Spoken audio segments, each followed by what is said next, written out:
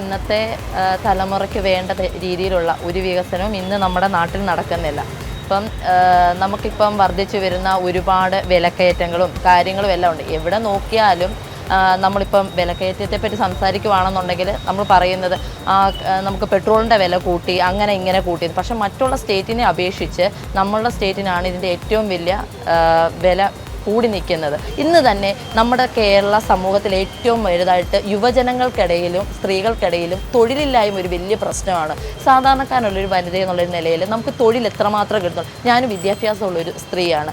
എത്രമാത്രം ഗവൺമെൻറ് തൊഴിലുണ്ട്. നമ്മൾ PSC എഴുതുന്നുണ്ട്, PSC നിയമനത്തിന് വേണ്ടി ശ്രമിക്കുന്നുണ്ട്, പക്ഷെ നമുക്ക് കിട്ടുന്നില്ല. അതേസമയം ഒരു വിദ്യാഭ്യാസവും ഇല്ലാത്ത 10ാം ക്ലാസ് മാത്രം യോഗ്യതയുള്ളവരെ ഇന്നും നമ്മളുടെ സമീപ പ്രദേശത്തെ സർക്കാർ സ്ഥാപനങ്ങളിൽ നല്ല ക്വാളിഫിക്കേഷനുള്ള ആൾക്കാർ നിൽക്കേണ്ട ജോലിയിൽ അവർ വർക്ക് ചെയ്യുന്നുണ്ടെന്നും.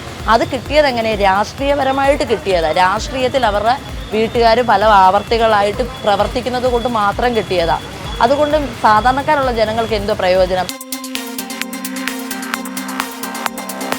ഇവിടുത്തെ പിണറായി സർക്കാർ നമ്മുടെ ജനത്തോട് കാണിക്കുന്ന അനീതി, പാവം പിടിച്ച എത്രയോ ജനങ്ങൾ പെൻഷൻ കിട്ടാതെ, അതുപോലെ പ്രവാസികൾ ഒരുപാട് പേര് ഇവിടെ വന്ന് പുതിയ സംരംഭങ്ങൾ തുടങ്ങാൻ വേണ്ടിയിട്ട് പൈസ മുടക്കി.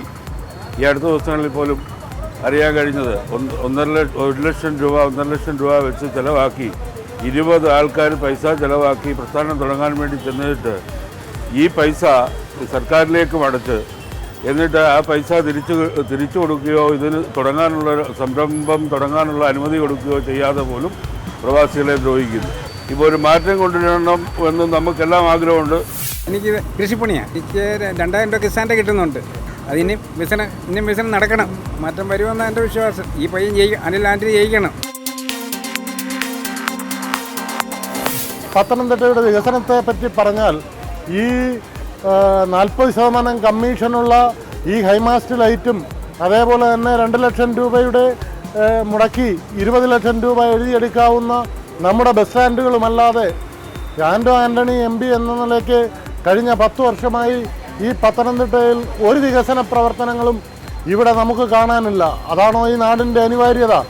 കഴിഞ്ഞ 10 വർഷമായി ഈ രാജ്യത്ത് നടക്കുന്ന വികസന പ്രവർത്തനങ്ങൾ ചൂണ്ടിക്കൊണ്ട് നമ്മുടെ ഈ നാടിൻ്റെ വികസനം മുന്നോട്ട് പോകാൻ വേണ്ടി പ്രതിജ്ഞാബദ്ധനായ ഒരു സ്ഥാനാർത്ഥിയെ വിജയിപ്പിക്കുക എന്നുള്ളത് നമ്മളുടെ അനിവാര്യതയാണ്.